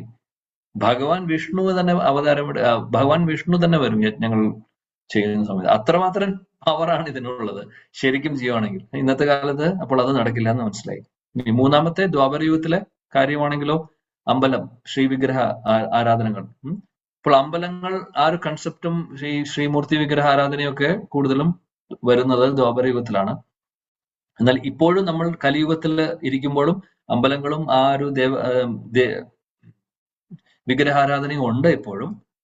പക്ഷേ അന്നത്തെ കാലത്തെ ക്വാളിറ്റി ഇന്നില്ല. അന്ന് അത് ആരാധന ചെയ്യാനുള്ള ക്വാളിഫൈഡ് ആയിട്ടുള്ള ബ്രാഹ്മണരും പ്രോപ്പർ ആയിട്ടുള്ള ആരാധനയും നടക്കുന്നുണ്ടായിരുന്നു. ഇന്നത്തെ കാലത്ത് ഇതും ബിസിനസ്സായി മാറി. അപ്പോൾ അവിടെയും വർക്കാവുന്നില്ല. നമ്മൾ വീട്ടിൽ ഭഗവാനെ ആരാധിക്കുന്നുണ്ടെങ്കിൽ അവിടെ ബിസിനസ് അല്ലാതെ ചെയ്യുന്നത് അത് മാത്രമേ ഉണ്ടാവുള്ളൂ. മറ്റുള്ളതെല്ലാം പൈസയ്ക്ക് വേണ്ടിയിട്ടും ശമ്പളത്തിനും ചെയ്യുന്നതാണ്. അപ്പോൾ എത്രമാത്രം ആത്മാർത്ഥതയുണ്ടാവും ചെയ്യുന്ന ആളുകൾക്ക് നമുക്കറിയില്ല. അതിനെക്കുറിച്ച് നമ്മളത് പറയാൻ നമുക്ക് യോഗ്യതയല്ല. എന്നാലും അതിന്റെ ക്വാളിറ്റി എത്ര ഉണ്ടാവും എന്നുള്ളത് നമുക്കറിയില്ല. അപ്പോൾ ചുരുക്കം പറഞ്ഞു കഴിഞ്ഞാൽ അത് എഫക്റ്റീവ്ലി ദ്വാപരയുഗത്തിൽ നടക്കുന്ന ആ ഒരു എഫക്റ്റ് ഇപ്പോൾ ഉണ്ടാവില്ല കലിയുഗത്തിൽ. അപ്പോൾ കലിയുഗത്തിൽ അതുകൊണ്ട് പറയുന്ന ഭഗവത് സാക്ഷാത്കാരത്തിന്റെ മാർഗം എന്നാണ് കലോ തത് ഹരികീർത്തനം. ഹരികീർത്തനം, ഭഗവാന്റെ നാമം, അതായത് ശ്രവണം, കീർത്തനം. ഇതാണ് കലിയുഗത്തിലെ ഭഗവത് സാക്ഷാത്കാരത്തിലേക്കുള്ള മാർഗം. അതുകൊണ്ടാണ് നമ്മൾ ഹരിനാമം ഹരികഥയും ഹരിനാമം ചൊല്ലുന്നു, കീർത്തനം ചൊല്ലുന്നു, ഹരികഥ കേൾക്കുന്നു. ഇതാണ് മാർഗം പറയുന്നത്. പ്രോപ്പർ ആയിട്ടുള്ള മെത്തഡ് തന്നെയാണ് നമ്മൾ ഫോളോ ചെയ്യുന്നത്. ഇതിനപ്പുറത്ത് വേറെ ഒന്നും ചെയ്തിട്ട് കാര്യമില്ല, നടക്കൂല. ഇവിടെ വർക്കാവുന്നത് കലിയുഗത്തിൽ നടക്കുന്ന കാര്യം ഇതാണ്. വേറെ ഉള്ള മാർഗങ്ങളൊക്കെ ബുദ്ധിമുട്ടാണ്. ആ ഒരു കാര്യം പ്രഭുപാദ് ഇവിടെ ഭാവാർത്ഥത്തിൽ എടുത്തു പറയുന്നുണ്ട്. കലിയുഗത്തിലെ റെക്കമെൻഡ് ചെയ്തിട്ടുള്ള ശാസ്ത്രങ്ങളിൽ റെക്കമെൻഡ് ചെയ്തിട്ടുള്ള പ്രോസസ്സാണ് കീർത്തനവും ശ്രവണവും എന്നുള്ളത്. ഭഗവാനെ കുറിച്ചുള്ള കീർത്തനം എന്ന് പറഞ്ഞു കഴിഞ്ഞാൽ ജപവും സങ്കീർത്തനവും ഭഗവാനെ കുറിച്ച് സ്തുതിക്കുന്നതും ഇതെല്ലാം ഇപ്പോൾ നമ്മൾ ചെയ്യുന്നത് കീർത്തനമാണ്. ഭാഗവതം പറയുന്നത് കീർത്തനമാണ്. അതേപോലെ വാദ്യോപകരണങ്ങൾ ഉപയോഗിച്ച് നമ്മൾ കീർത്തനം പാടുന്നതും കീർത്തനമാണ്. ജപിക്കുന്നതും കീർത്തനത്തിൽ വരുന്നു. ആ ഒരു കാറ്റഗറിയിൽ വരുന്നതാണ്. അപ്പോൾ ശ്രവണം കീർത്തനവും ഇന്നലെ നമ്മൾ പറഞ്ഞ പോലെ മാറ്റി നിർത്താൻ പറ്റുന്ന രണ്ട് കാര്യങ്ങളല്ല. അത് രണ്ടും ഒരുമിച്ച് കൊണ്ടുപോകേണ്ടതാണ്. ഇതാണ് കലിയുഗത്തിലെ ആത്മസാക്ഷാത്കാരത്തിലേക്കുള്ള മാർഗം. നൈമിഷാരണ്യത്തിലുള്ള ഋഷിവര്യന്മാര് സൂത ഗോസ്വാമിയോട് പറയുന്നതും ഈ യജ്ഞത്തെ കുറിച്ചാണ്. അവിടെ വേറെ യജ്ഞങ്ങളൊന്നുമല്ല പറയുന്നത്, സങ്കീർത്തന യജ്ഞമാണ് പറയുന്നത്, അല്ലെങ്കിൽ ഹരികഥ പറയുവാനാണ് പറയുന്നത്, കീർത്തനമാണ്. ശ്രവണം കീർത്തനമാണ് അവിടെ നടക്കാൻ പോകുന്ന യജ്ഞം. അപ്പോൾ അവിടെ അവര് ആയിരക്കണക്കിന് വർഷങ്ങൾ ഈ യജ്ഞം ചെയ്യാൻ അവര് റെഡി ആയിട്ട് അവിടെ ഇരിക്കുകയാണ്, എല്ലാവരുടെയും ക്ഷേമത്തിന് വേണ്ടി. എന്താണ് അവിടെയുള്ള യജ്ഞം? എന്താണ്? ശ്രവണവും കീർത്തനമാണ്. അതാണ് കാര്യം. ഇത് കലിയുഗത്തിന് തൊട്ട് മുമ്പ് ദ്വാപരയുഗത്തിന്റെ അവസാന ഭാഗത്താണ് ഇതെല്ലാം നടക്കുന്നത്. കലിയുഗത്തിന്റെ ആരംഭം എന്ന് പറയുമ്പോൾ ഇത് സന്ധി സമയമുണ്ട്. എപ്പോഴും ഒരു യുഗം മാറി അടുത്ത യുഗം വരുമ്പോൾ ഒരു സന്ധിയുണ്ട്, ഒരു യുഗസന്ധി എന്ന് പറയും, യുഗസന്ധ്യ എന്ന് പറയും. അപ്പോൾ അവിടെ കോമൺ ആയിട്ടുള്ള കുറച്ച് സമയം ഉണ്ടാവും. ആ ഒരു ഏകദേശം സമയത്താണ് ഇതെല്ലാം നടക്കുന്നത്. പ്രഭുപാദ് ഇവിടെ പറയുന്നു, നൈമിഷാരണ്യത്തിലെ ഋഷിവര്യന്മാരെല്ലാവരും ഈ ഒരു പ്രോസസ്സാണ് അല്ലെങ്കിൽ ഈ യജ്ഞമാണ്, സങ്കീർത്തനം അല്ലെങ്കിൽ ശ്രവണം കീർത്തനമാണ്, ശ്രവണം കീർത്തന യജ്ഞമാണ് അവര് ചെയ്യാൻ ഉദ്ദേശിക്കുന്നുണ്ടായിരുന്നത്. അതുകൊണ്ടാണ് ശ്രീല സൂത ഗോസ്വാമിയോട് ഭാഗവതം പറയുവാൻ അവര് ആവശ്യപ്പെടുന്നത്. പിന്നീട് പ്രഭുപാദ് പറയുന്നു, ഈ ഒരു മാർഗമല്ലാതെ മറ്റുള്ള മാർഗങ്ങൾ നമ്മൾ സ്വീകരിക്കാൻ നോക്കിക്കഴിഞ്ഞാൽ അതൊക്കെ വിഫലമാവും. കാര്യം അതൊന്നും വർക്കാവില്ല, വെറുതെ സമയം പാഴാവുന്നേ ഉള്ളൂ എന്നാണ് പ്രഭുപാദ് പറയുന്നത്. അതുകൊണ്ട് ഭാഗവത ധർമ്മം എന്താണോ ചൈതന്യ മഹാപ്രഭു പറഞ്ഞിട്ടുള്ള ഭാഗവത ധർമ്മമാണ്. ഈ ഭാഗവത ധർമ്മത്തിൽ വരുന്നതാണ് ശ്രവണവും കീർത്തനവും. ഇതാണ് നമ്മൾ ചെയ്യേണ്ടത് എന്ന് പ്രഭുപാദ് പറയുന്നു. കൂട്ടത്തിൽ പറയുന്നു, മഹാപ്രഭുവിന്റെ നിർദ്ദേശമാണ് ഭാരതഭൂമിയിൽ ജനിക്കുന്ന ആളുകളൊക്കെ ഈ ഒരു കാര്യം ഫോളോ ചെയ്യണമെന്നുള്ളതും, സനാതനധർമ്മം ഭാഗവതധർമ്മം ഫോളോ ചെയ്യണമെന്നുള്ളതും കൂട്ടത്തിൽ മറ്റുള്ളവർക്ക് പറഞ്ഞു കൊടുക്കണമെന്നുള്ളതും. പൃഥ്വീത്തെ ആചയാത്ത നഗരാധിഗ്രാം സർവത്ര പ്രചാര ഹൈ മോരനാം. ചൈതന്യ ഭാഗവതത്തിൽ പറയുന്നുണ്ട്, പൃഥ്വിയിൽ മുഴുവനും യഥ നഗരാധിഗ്രാം, പൃഥ്വിയിലെ ലോകത്തെ എല്ലാ നഗരങ്ങളിലും ഗ്രാമങ്ങളിലും സർവത്ര പ്രചാര ഹബേ മോരനാം, ഹരിനാമം കൃഷ്ണനാമം എല്ലായിടത്തും സകല ഗ്രാമങ്ങളിലും നഗരങ്ങളിലും ലോകമെമ്പാടും പ്രചരിപ്പിക്കൂ എന്നാണ് പറയുന്നത്, മഹാപ്രഭു പറഞ്ഞിട്ടുള്ളത്. കൃഷ്ണനാമം കൃഷ്ണകഥ, അതായത് ഭഗവത്ഗീത, ഭാഗവതം, ഹരിനാമം ഇതെല്ലാം പ്രചരിപ്പിക്കാനുള്ള ഒരു ഉത്തരവാദിത്വം കൂടെ പറയുന്നുണ്ട് ഭാരതഭൂമിയിൽ ജനിക്കുന്ന ആളുകൾക്ക്. അപ്പൊ നമ്മൾ എല്ലാവർക്കും ഉള്ള ഒരു റെസ്പോൺസിബിലിറ്റി എന്താണ്? ഒന്ന്, ജന്മസാർത്ഥകരം, നമ്മുടെ ജന്മം സാക്ഷാത്കാരമാക്കുവാൻ വേണ്ടിയിട്ട് നമ്മൾ പ്രയത്നിക്കുക, നമ്മൾ ചെയ്യുക. കൂട്ടത്തിൽ മറ്റുള്ളവർക്ക് പറഞ്ഞു കൊടുക്കുക എന്നുള്ളത്. ഇതാണ് ഈ ഒരു ശ്ലോകത്തിൽ നിന്ന് പഠിക്കാവുന്ന കാര്യങ്ങൾ ശ്രീല പ്രഭുപാദ് ഭാവാർത്ഥത്തിലൂടെ പറഞ്ഞു തരുന്നത്. ഓക്കെ, ശ്ലോകം 22. ത്വം ന സന്ദർശിതോ ധാത്ര ദുഷ്തരം ബലിം സത്വാഹരം പുംസാം കർണധാര ഇവാർണവം.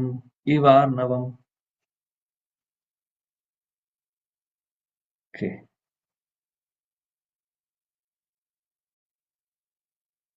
ഗീതാ മുരളി മാതാജി ഉണ്ടോ? ഹരേ കൃഷ്ണ പ്രഭുജി. ഓം നമോ ഭഗവതേ വാസുദേവായ. ത്വം ന സന്ദർശിതോ ധാത്ര ദുസ്തരം നിസ്ഥിതീർഷതാം കലിം സത്വഹരം പുംസ കർണധാര ഇവാർണവം. ഹരേ കൃഷ്ണ പ്രഭുജി. വിവർത്തനം വയസ്സി ഭക്തിവേദാന്ത സ്വാമി ശ്രീല പ്രഭുപാദ് കി ജയ്. ഭഗവത്ഹിതത്താൽ അങ്ങയുടെ കൃപ പ്രാപ്തമായി എന്ന് പരിചിന്തിക്കയാൽ മാനവരുടെ സർവ്വ സദ്ഗുണങ്ങളെയും അധപ്പതിക്കുന്ന ദുഷ്കരമായ കലിയുഗ സാഗരം തരണം ചെയ്യാൻ ആഗ്രഹിക്കുന്ന ഞങ്ങൾ കപ്പലിന്റെ കപ്പിത്താനായി യഥാർത്ഥമായി അങ്ങയെ സ്വീകരിച്ചിരിക്കുന്നു. ഹരേ കൃഷ്ണ പ്രഭു. Thank you. ഇവിടെ ശൗനകാദ ഋഷികൾ പറയുവാണ്, അങ്ങേ സൂതഗോസ്വാമിയോട് പറയുന്നു, അങ്ങേ കണ്ടുമുട്ടിയത് കൊണ്ട് അത് ഞങ്ങളുടെ മഹാസൗഭാഗ്യമാണ്.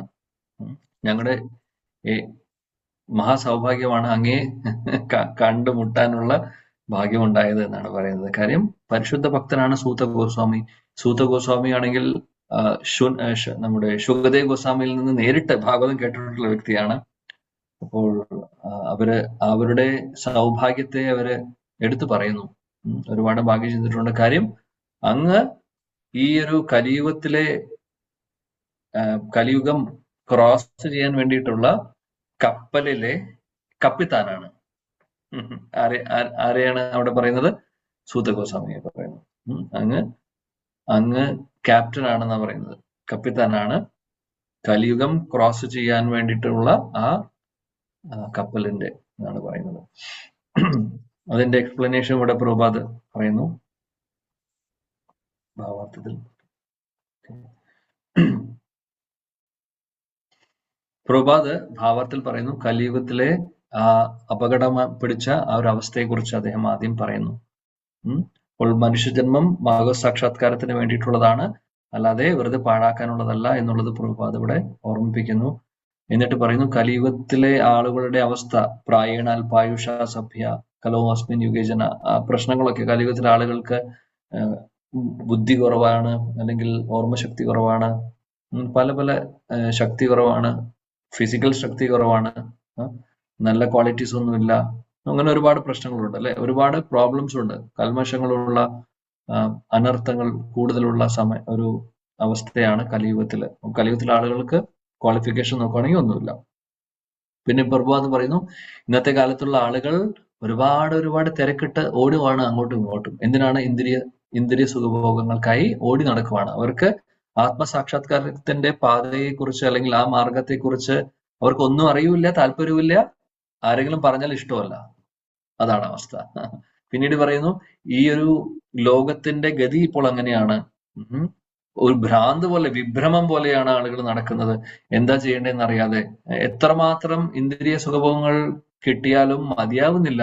ഇനിയും വേണം എന്ന് പറഞ്ഞ് രാത്രി എന്നില്ല പകല് എന്നില്ല ഓടി നടക്കുവാണ്. സത്യമല്ലേ? ഒന്ന് ചിന്തിച്ചു നോക്കും. ലോകം മുഴുവനും ആ ഒരു ദിശയിലാണ് സഞ്ചരിച്ചു കൊണ്ടിരിക്കുന്നത്. ഒരു കുട്ടി സ്കൂളിൽ പോയി പഠിച്ചു തുടങ്ങുമ്പോൾ തന്നെ എന്താ പഠിക്കുന്നത്? കോമ്പറ്റീഷൻ. മറ്റുള്ളവരെക്കാൾ എങ്ങനെ മുന്നിലേക്ക് വരാം, കൂടുതൽ എങ്ങനെ ഫേമസ് ആവാം, കൂടുതൽ ആളുകളുടെ മുമ്പിൽ എങ്ങനെ ശ്രദ്ധ കിട്ടാം. എല്ലാം കംപ്ലീറ്റ്ലി ആത്മീയ തലത്തിലെ കാര്യങ്ങളുടെ ഓപ്പോസിറ്റ് കാര്യങ്ങളാണ് നമ്മൾ പഠിക്കുന്നത്. ചെറുപ്പം മുതലേ ആ ഒരു കൾച്ചറാണ് ശരിക്കും. ഇപ്പൊ പ്രഭുപാദ് ഇവിടെ പറയുന്നത്, മൃഗങ്ങളെ കൊല്ലുന്ന കശാപ്പ് ശാലയ്ക്ക് തുല്യമാണ് ഇന്നത്തെ വിദ്യാഭ്യാസം എന്നാ പറയുന്നത്. കാര്യം ഒരു തരത്തിൽ നോക്കുമ്പോൾ ശരിയാണ്. കാര്യം എന്താണെന്ന് വെച്ചാൽ ആർക്കും പ്രയോജനമില്ല. കാര്യം മാത്രമല്ല, ഭഗവാനിൽ നിന്ന് അകന്നു പോകാനുള്ള എല്ലാ കാര്യങ്ങളും നമ്മൾ സ്കൂളിൽ നിന്നും കോളേജിൽ നിന്നൊക്കെ പഠിക്കുന്നുണ്ട്. ആരെങ്കിലും ആത്മീയ ജ്ഞാനം അവിടെ പറഞ്ഞു തരുന്നുണ്ടോ? ആരുമില്ല, ഒന്നുമില്ല. അങ്ങനത്തെ ഒരു സംഭവമേ ഇല്ല. എങ്ങനെ മറ്റുള്ളവരെക്കാൾ നന്നാവാൻ, മറ്റുള്ളവരെ താഴ്ത്തി നമ്മൾ എങ്ങനെ മുന്നിൽ വരാം, ഇതാണ് പഠിക്കുന്നത്. അഹങ്കാരം കൂടുവാനും അഹംഭാവം കൂടുക, ഇതെല്ലാം ഓട്ടോമാറ്റിക്കലി കൂടുന്നു. കാര്യം അങ്ങനെയുള്ള ട്രെയിനിങ് ആണ് നമുക്ക് കിട്ടുന്നത്. എന്ത് ചെയ്യാനാണ്? കുട്ടികളെ പറഞ്ഞിട്ട് കാര്യമുണ്ടോ? ആരെയും പറഞ്ഞിട്ട് കാര്യമില്ല. നമ്മളെല്ലാവരും ആ വഴിയിലൂടെ കടന്നു പോയിട്ടുള്ള ആൾക്കാരാണ്. ഇതാണ് അവസ്ഥ. ഇതാണ് അവസ്ഥ, ഇന്നത്തെ കാലത്തെ അവസ്ഥ. അപ്പൊ അതുകൊണ്ടാണ് പറയുന്നത്, വളരെ ചുരുക്കം ആളുകൾക്ക് ഈ ഒരു സൗഭാഗ്യം കിട്ടുകയുള്ളൂ എന്നുള്ളത്. ഭഗവാനെ കുറിച്ച് മനസ്സിലാക്കിക്കൊണ്ട് ആ മാർഗം സ്വീകരിക്കുക ജീവിതത്തിൽ എന്ന് പറഞ്ഞു കഴിഞ്ഞാൽ അത് പറയാനില്ല. എത്ര പറഞ്ഞാലും ആ ഒരു സൗഭാഗ്യത്തെ കുറിച്ച് നമുക്ക് പറഞ്ഞു തീർക്കാൻ സാധിക്കുന്ന ഒരു കാര്യമല്ല. അതുകൊണ്ട് ഓരോ നിമിഷവും നമ്മൾ കടപ്പെട്ടിരിക്കണം ഭഗവാനോട്, നമ്മളെ നമ്മുടെ കണ്ണ് തുറപ്പിച്ചു തന്നതിന്. ഈ കണ്ണ് ഇപ്പോൾ തുറന്നിരിക്കുന്നുണ്ട് ഭഗവാന്റെ കൃപ കൊണ്ട്. ഇനി അത് മാറും, ബഹിർമുഖരാവും അറിയില്ല. കൃഷ്ണ ഭൂലിയ ജീവ അനാദി ബഹിർമുഖ നികടസ്ഥ മായ നികടസ്ഥ ധാരെ ഝപ്പട്ടിയ ധാരെ, മായ ഝപ്പട്ടിയ ധാരെ. അവിടെ പറയുന്നു, എപ്പോഴാണ് നമ്മൾ ഭഗവാനെ നിന്ന് മുഖം തിരിക്കുന്നത്, അപ്പോൾ മായ വന്ന് നമ്മളെ പിടികൂടും. അപ്പോൾ മായ പിടികൂടാൻ വേണ്ടി പുറകിലുണ്ട് നമ്മുടെ. ഒരിക്കലും വിചാരിക്കരുത് രക്ഷപ്പെട്ടിട്ടുണ്ടോ നമ്മൾ എന്നുള്ളത്. രക്ഷപ്പെട്ടിട്ടില്ല, ഇപ്പോഴും അപകട മേഖലയിൽ തന്നെയാണ് ഇരിക്കുന്നത്. ഈ ഭൗതിക ലോകത്തിൽ നമ്മൾ ഇരിക്കുന്നിടത്തോളം കാലം അപകടമുണ്ട് നമ്മുടെ മുമ്പിൽ. അപകടമുണ്ട്. എന്നാൽ പ്രൊട്ടക്ഷന് വേണ്ടിയിട്ടാണ് നമ്മൾ. പ്രൊട്ടക്ഷൻ വേണമോ? പ്രൊട്ടക്ഷൻ ഇല്ലെങ്കിൽ എപ്പോൾ വേണമെങ്കിൽ പിടികൂടാം മായ. അതുകൊണ്ട് വളരെ ജാഗ്രതയോടുകൂടി നമ്മൾ ഇരിക്കണം. എന്ത് വേണമെങ്കിലും സംഭവിക്കാം. പേടിക്കേണ്ട ആവശ്യമുണ്ടോ എന്ന് ചോദിച്ചു കഴിഞ്ഞാൽ പ്രഭുപാദ് പറയാറുണ്ട് ഭാവാർത്ഥങ്ങളിൽ, അദ്ദേഹത്തിന്റെ ക്ലാസ്സുകളിലും, മായയെ നമ്മൾ പേടിക്കണമെന്നുള്ളത്. പേടിക്കണമെന്ന് ഉദ്ദേശിക്കുന്നതിന്റെ കാരണം എന്താണെന്ന് വെച്ചാൽ പേടിച്ച് ഒളിച്ചിരിക്കുക എന്നുള്ളതല്ല. കാര്യം മായ ദേവിഹി ഏഷ ഗുണമയി മമ മായ ദുരത്തെയ. ഭഗവാൻ പറഞ്ഞിട്ടുണ്ട്, ദേവിഹി ഏഷ ഗുണമയി, എന്റെ ശക്തിയാണ് മായാശക്തി, ഈ ബഹിരാംഗ ശക്തി. എന്റെ ബഹിരാംഗ ശക്തിയാണ് ഈ ഇവിടെ കാണുന്ന ഭൗതിക ലോകത്തിലെ മായശക്തി എന്ന് അദ്ദേഹം പറഞ്ഞിട്ടുണ്ട്. അപ്പോൾ ഭഗവാന്റെ ശക്തിയെ നമുക്ക് വെല്ലാൻ പറ്റുമോ? കോമ്പറ്റ് ചെയ്യാൻ പറ്റില്ല, അല്ലെങ്കിൽ നമുക്ക് തോൽപ്പിക്കാൻ സാധിക്കില്ല. അതുകൊണ്ട് ഭയങ്കര പവർഫുൾ ആണ് മായ. പിടിച്ചു കൊണ്ടുപോകുന്ന നമ്മൾ അറിയില്ല. അത് ഭക്തരുടെ കൂട്ടത്തിലും ഭക്തിയുത സേവനങ്ങൾ ചെയ്തു പോകുമ്പോഴും മായ വരും പിടിക്കാൻ. ശ്രദ്ധിച്ചില്ലെങ്കിൽ നമ്മൾ ആ വഴിയിൽ പെട്ടുപോകും. അല്ലെങ്കിൽ എന്തെങ്കിലും ഒരു കാര്യം വരുമ്പോൾ ഒരു ചെറിയൊരു ഓപ്പർച്യൂണിറ്റി മതി ഉള്ളിലേക്ക് കയറാൻ വേണ്ടി. അങ്ങനെയാണ്. ഒരു ഉദാഹരണം പ്രഭുപാദ് എപ്പോഴും പറയും,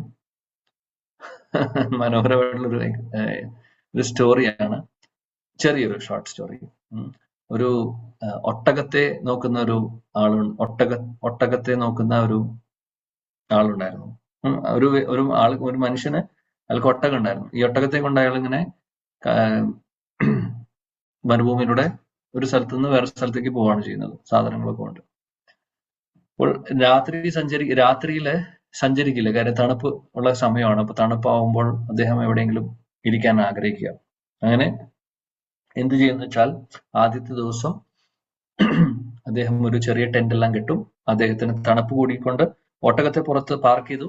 അകത്ത് ഇദ്ദേഹം കയറി തണുപ്പ് അറിയാതിരിക്കാൻ വേണ്ടി, തണുപ്പിൽ നിന്ന് രക്ഷ നേടാൻ വേണ്ടി അദ്ദേഹം ഒരു ടെന്റൊക്കെ കെട്ടി അങ്ങനെ റെസ്റ്റ് ചെയ്യുവാണ്. അപ്പോൾ രാത്രിയായപ്പോൾ കുറെ സമയം കഴിഞ്ഞപ്പോൾ ഒട്ടകം ഇദ്ദേഹത്തെ വിളിച്ചു. ഒട്ടകം വിളിച്ചു പറഞ്ഞു, ഭയങ്കര തണുപ്പാണ് പുറത്ത്, എനിക്ക് എൻ്റെ ഈ മൂക്കുഭാഗം തലയുടെ പകുതി ഒന്ന് എനിക്ക് അകത്ത് ഈ ടെന്റിന്റെ അകത്തേക്ക് വെക്കാനുള്ള ഒരു അവസരം തരുമോ? ഭയങ്കര തണുപ്പാണ്, ശരീരം പുറത്തു നോട്ടേ കുഴപ്പമില്ല, പക്ഷെ ഇവിടെ ഭയങ്കരമായിട്ട് തണുക്കുന്നു എനിക്ക്. എന്റെ മുഖം മാത്രം അകത്തോട്ട് ഇട്ടോട്ടെ എന്ന് ചോദിച്ചു. അദ്ദേഹം പറഞ്ഞു, ശരി, നോ പ്രോബ്ലം, ചെയ്തോളാൻ പറഞ്ഞു. അത് കഴിഞ്ഞു. കുറച്ചു കഴിഞ്ഞപ്പോൾ അന്നത്തെ ദിവസം കഴിഞ്ഞു. അടുത്ത ദിവസം എഴുന്നേറ്റ് പോയി. അവർ നടന്നു. പിന്നെ വീണ്ടും വേറൊരു സ്ഥലത്ത് വീണ്ടും ടെന്റ് കെട്ടി അന്ന് രാത്രി റെസ്റ്റ് ചെയ്യണം. അപ്പൊ തണുപ്പ് കൂടിക്കൊണ്ടിരിക്കുകയാണ്. അടുത്ത ദിവസം ഇദ്ദേഹം റെസ്റ്റ് ചെയ്യുന്ന സമയത്ത് വീണ്ടും ഒട്ടകം ചോദിച്ചു, ഇന്ന് തണുപ്പ് ഇന്നലത്തേക്കാൾ കൂടുതലാണ്, എനിക്ക് മുഖം മാത്രമല്ല എന്റെ ഒരു കാല് ഞാൻ അകത്ത് വെച്ചോട്ടെ എന്ന് ചോദിച്ചു. അപ്പോൾ ഇദ്ദേഹം പറഞ്ഞു ശരി, ഒരു കാല് വെക്കാനുള്ള അവസരം കൊടുത്തു, സമ്മതിച്ചു. അങ്ങനെ രണ്ടാമത്തെ ദിവസം കഴിഞ്ഞു. മൂന്നാമത്തെ ദിവസം കഴിഞ്ഞപ്പോൾ തണുപ്പ് കൂടി. ഇപ്പോൾ ഒട്ടകം പറഞ്ഞു എനിക്ക് ഒരു കാലല്ല 2 കാലം അകത്തോട്ട് വെക്കണം. മൂന്നാമത്തെ ദിവസം കഴിഞ്ഞു. 4-ാമത്തെ ദിവസം ആയപ്പോൾ എന്ത് സംഭവിച്ചു? ഇതേപോലെ ഇയാളോട് ചോദിക്കലൊന്നും ഉണ്ടായില്ല. 4-ാമത്തെ ദിവസം ആയപ്പോൾ ഇയാള് ടെന്റിന് പുറത്തും ഒട്ടകം ടെന്റിനകത്തും. അങ്ങനെയായി. ഇതേപോലെയാണ് നമ്മളൊരു ചെറിയൊരു പഴുത് കൊടുത്താൽ മായ കയറും. പ്രഭുപാദ് പറഞ്ഞിട്ടുള്ള ഉദാഹരണമാണത്, പറയുന്ന കഥയാണത്. ഇതേപോലെയാണ് നമ്മൾ ഒരു ചെറിയൊരു പഴുത് കൊടുത്താൽ മതി, അവിടെ അകത്തോട്ട് കയറാൻ തയ്യാറായിട്ട് നിൽക്കണം, റെഡി ആയിട്ട് നിൽക്കണം മായ. എപ്പോൾ വേണമെങ്കിലും നമ്മളെ പിടിക്കാം. അതുകൊണ്ട് ശ്രവണം, കീർത്തനം, സത്സംഗത്തിലൂടെ നമ്മൾ കവചമാക്കി മാറ്റണം ഇതിനെ. വെറുതെ പറയുന്നല്ല. അതുകൊണ്ട് നിത്യം ഭാഗവത സേവ അത്യാവശ്യമാണ്, നമുക്ക് അത്യാവശ്യമാണ്, ഒരു സംശയവും വേണ്ട കാര്യത്തിൽ. നാമജപവും ഭാഗവത സേവയും നിത്യവും വേണം, സത്സംഗവും. ഇല്ലെങ്കിൽ ബുദ്ധിമുട്ടാണ് കാര്യങ്ങൾ. ഒരു ദിവസം മാറിക്കഴിഞ്ഞാൽ പോയി എന്ന് പറഞ്ഞാൽ നമ്മുടെ ആ ഒരു ഫോക്കസും ആ ഒരു സ്റ്റാൻഡേർഡും നഷ്ടപ്പെടും, നമുക്ക് തന്നെ അനുഭവപ്പെടും. ഒരു ദിവസം നമ്മൾ സത്സംഗത്തിൽ ഇല്ലാതെ അത് കൂടുതൽ സത്സംഗങ്ങൾ അറ്റൻഡ് ചെയ്യുന്ന ആൾക്കാരും നാമജപിക്കുന്ന ആൾക്കാർക്കൊക്കെ പെട്ടെന്ന് മനസ്സിലാക്കാൻ സാധിക്കും. നമുക്ക് എന്തെങ്കിലും ഒരു ചെറിയൊരു സ്ലാക്കനിങ് വരുന്നുണ്ടെങ്കിൽ നമുക്കറിയാം എവിടെയോ മിസ്സാവുന്നുണ്ട്, എന്തോ സത്സംഗം മിസ്സാവുന്നുണ്ടോ, അതോ ഇനി നാമജപം ശരിയാവുന്നില്ലേ, എന്താണെന്നറിയില്ല. അപ്പോൾ മായ അവസരം നോക്കിയിരിക്കുകയാണ്. നമ്മൾ ശ്രദ്ധിക്കണം, അതാണ് പറയുന്നത്. അതുകൊണ്ട് കവചത്തോടു കൂടി ഇരിക്കണം നമ്മളിപ്പോൾ. ശ്രവണം, കീർത്തനം, സത്സംഗത്തിന്റെ കവചത്തോടു കൂടി എപ്പോഴും ഓർക്കണം. അതൊരു തരത്തിലുള്ള മായയുടെ എൻട്രിയാണ്. ഇനി വേറൊരു എൻട്രി ഉണ്ട്, വേറെ തരത്തിലെ മായ എൻട്രിയും. അത് സൂക്ഷ്മ രൂപത്തിലാണ്, നമ്മൾ അറിയ പോലുമില്ല. അപ്പോൾ നമ്മൾ നല്ല രീതിയിൽ ഭക്തി സേവനങ്ങൾ ചെയ്ത് പോകുന്നു എന്ന് നമ്മൾ വിശ്വസിക്കുന്നു. അപ്പോൾ അതിന്റെ ഇടയിൽ കുറച്ച് മൈനക്ക് പർവ്വതം വരുന്ന പോലെ, മൈനക്ക് പർവ്വതം ഹനുമാൻ ചാടുന്ന സമയത്ത്, ലങ്കയിലേക്ക് ചാടുന്ന സമയത്ത്, കുതിക്കുന്ന സമയത്ത് മൈനക്ക് പർവ്വതം ഒന്നും ഹനുമാനോട് പറയും, ഓ ഹനുമാൻ, അങ്ങയുടെ അച്ഛന്റെ സുഹൃത്താണ് ഞാൻ, ഞങ്ങള് നല്ല ഫ്രണ്ട്സ് ആണ്. അപ്പോൾ എനിക്ക് ഒരുപാട് സന്തോഷമായി നിന്നെ കണ്ടപ്പോൾ. നീ കുറച്ചു നേരം ഇവിടെ വന്ന് റെസ്റ്റ് ചെയ്തിട്ട് പൊക്കോളൂ. ഞാൻ ഇവിടെ കുറെ സാധനങ്ങളൊക്കെ അറേഞ്ച് ചെയ്തിട്ടുണ്ട് നിന്നെ സ്വീകരിക്കാൻ വേണ്ടി. ഇതെല്ലാം നിനക്ക് വേണ്ടിയിട്ടുള്ള ഗിഫ്റ്റുകളൊക്കെ ഞാൻ അറേഞ്ച് ചെയ്തിട്ടുണ്ട്, ഇതെല്ലാം സ്വീകരിക്കൂ, കുറച്ചു നേരം ഇവിടെ ഇരുന്ന് പൊക്കോളൂ എന്ന് പറയും.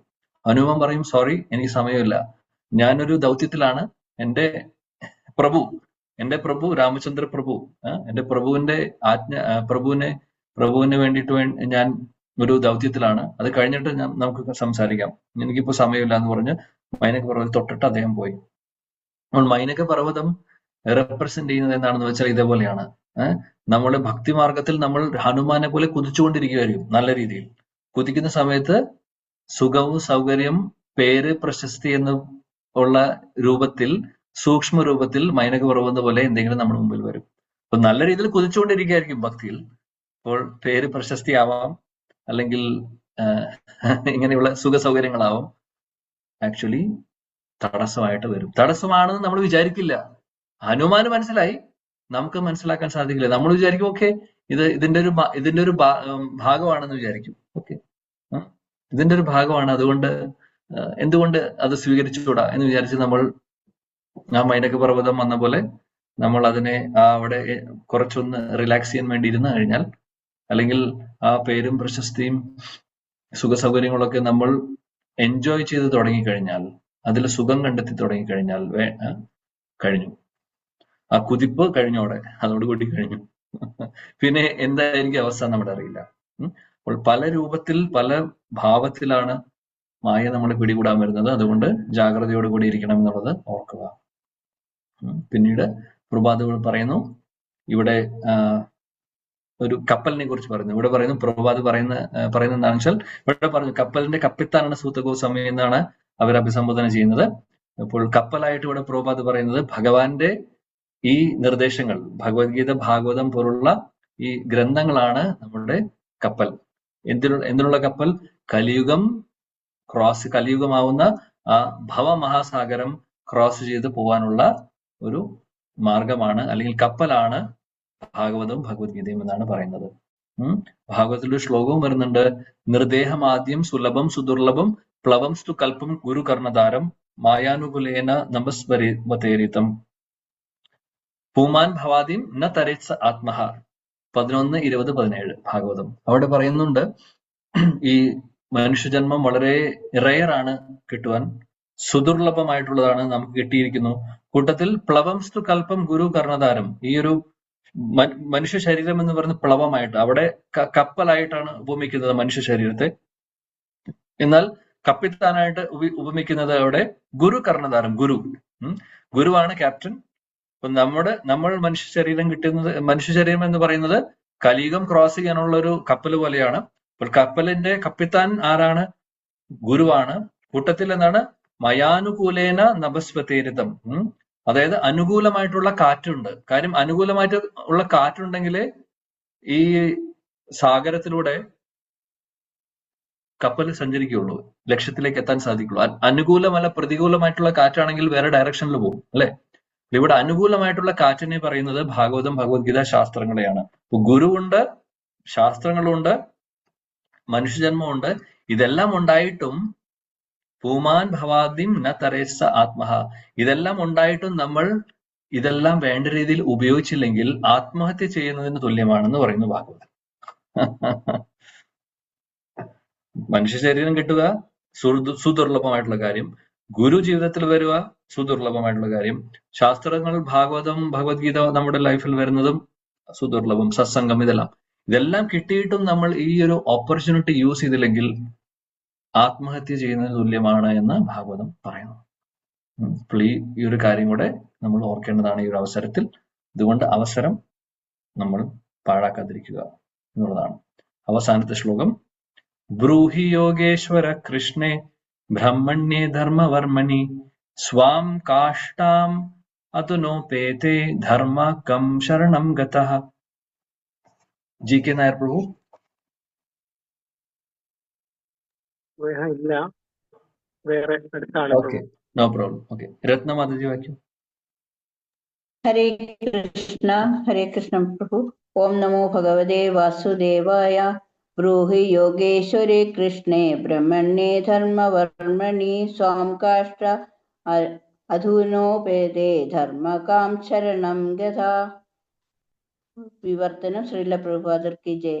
പരമസത്യവും എല്ലാ നിഗൂഢ ശക്തികളുടെയും അധിപനുമായ ശ്രീകൃഷ്ണൻ സ്വന്തം വാസസ്ഥലത്തേക്ക് പുറപ്പെട്ടതിനാൽ മതതത്വങ്ങൾ ഇപ്പോൾ ആരുടെ പക്കലാണ് അഭയം തേടിയിരിക്കുന്നതെന്ന് ദയവായി ഞങ്ങളോട് പറയൂ. ഹരേ കൃഷ്ണ. Thank you. ഇവിടെ പറയുന്നു, ആറാമത്തെ ചോദ്യം, അവസാനത്തെ ചോദ്യമാണ് ശൗനകാദി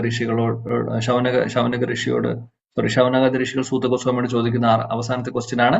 എന്താണ് പറയുന്നത്? പരമദേവത്വം പുരുഷൻ ഭഗവാൻ അദ്ദേഹം സ്വധാമത്തിലേക്ക് തിരിച്ച് മടങ്ങിപ്പോയതിനു ശേഷം ധർമ്മം എന്ന് പറയുന്നത് ആരെയാണ് ശരണം പ്രാപിക്കുന്നത്? ധർമ്മം എവിടെയാണ് ഉള്ളത് എന്നാണ് ചോദിക്കുന്നത്. അപ്പോൾ ഇതിന്റെ ഉത്തരം നമ്മൾ ഇനി 3-ാമത്തെ അധ്യായത്തിൽ ഇവിടെ പറയുന്നുണ്ട്. ഉത്തരം എന്താണെന്ന് ഇപ്പോൾ പറയുന്നില്ല. എവിടെയാണ് ധർമ്മം ഇരിക്കുന്നത് എന്നുള്ളത് നമ്മൾ അപ്പോൾ പഠിക്കുമ്പോൾ പറയാം. ഓക്കെ, സോ ഇതാണ് 6 ചോദ്യങ്ങൾ. അങ്ങനെ ആദ്യത്തെ അധ്യായം ഭഗവാന്റെ കൃപ കൊണ്ട് നമ്മളിവിടെ പഠിച്ചു. പറ്റുന്ന രീതിയിൽ ഇനിയും കൂടുതൽ ഡിസ്കസ് ചെയ്യാം, പക്ഷെ നമ്മൾ ഇതിനും കൂടുതൽ ഇതിലേക്ക് പോകുന്നില്ല, സമയം കുറെ എടുക്കും. നമുക്ക് മുന്നോട്ട് പോകേണ്ടതാണ് യാത്ര. അതുകൊണ്ട് ഭഗവാന്റെ കൃപ കൊണ്ട്, ശ്രീ അനന്ത പത്മനാഭ സ്വാമിയുടെ കൃപ കൊണ്ടും ജഗന്നാഥ ബലദേവ സുഭദ്രമ്മയുടെ കൃപ കൊണ്ടും നമുക്ക് സാധിച്ചു. കുറച്ച് ആഴ്ചകൾ കൊണ്ട് ഇനിയും ഭഗവാന്റെ കൃപയുണ്ടെങ്കിൽ തീർച്ചയായിട്ടും മുന്നോട്ട് നമുക്ക് പോകാൻ കൂടുതൽ സാധിക്കട്ടെ. ശ്രവണവും കീർത്തനവും മാത്രമായിരിക്കട്ടെ നമ്മുടെ ജീവിതത്തിലെ ഒരേ ഒരു ലക്ഷ്യം, ഒരേ ഒരു ആഗ്രഹം. വേറൊന്നും നമ്മൾ ആഗ്രഹിക്കേണ്ട, ബാക്കിയെല്ലാം ഭഗവാൻ നോക്കിക്കോളും. കൂടുതൽ ശ്രവിക്കുവാനും കൂടുതൽ കീർത്തനം ചെയ്യുവാനും കൂടുതൽ ജപിക്കുവാനുമുള്ള ആഗ്രഹവും രുചിയും നമുക്ക് കിട്ടിയാൽ തന്നെ സക്സസ്ഫുൾ ആയി നമ്മുടെ life. Thank you. Granthraj Shrimad Bhagavatam की जय. जगत गुरु शीला प्रभुपाद की जय. गौड़ीय गुरुवृंद की जय. समवेद गौर वृंद की जय. शचिनंदन श्री गौर हरि की जय. श्री वृंदावन धाम की जय. जय जय श्री राधे श्याम. Thank you. हरे कृष्ण प्रभु जी, प्रणाम. हरे कृष्ण. हरे कृष्ण. प्रणाम. हरे कृष्ण प्रभु. സംശയം ഉണ്ടെങ്കിൽ ചോദിക്കാം.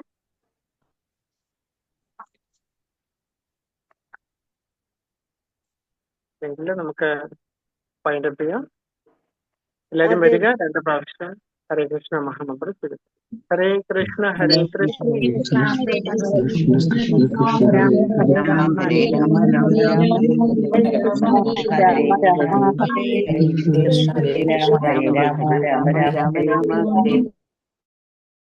രൂപേശ കൃപാ സിന്ധുപേവച പതിദാനാം ഭാവനേഷു വൈഷ്ണവേഭ്യോ നമോ നമഃ.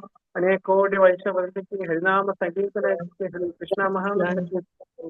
ജയ ശ്രീ അനന്ത പത്മനാഭ സ്വാമിക്ക് ജയ. ഹരേ കൃഷ്ണ പ്രഭുജി ദാസനാം. കൃഷ്ണ നാളെ എല്ലാവർക്കും നാളെ വീണ്ടും കണ്ടുമുട്ടാം 8:30. ഹരേ കൃഷ്ണ. ഹരേ കൃഷ്ണ.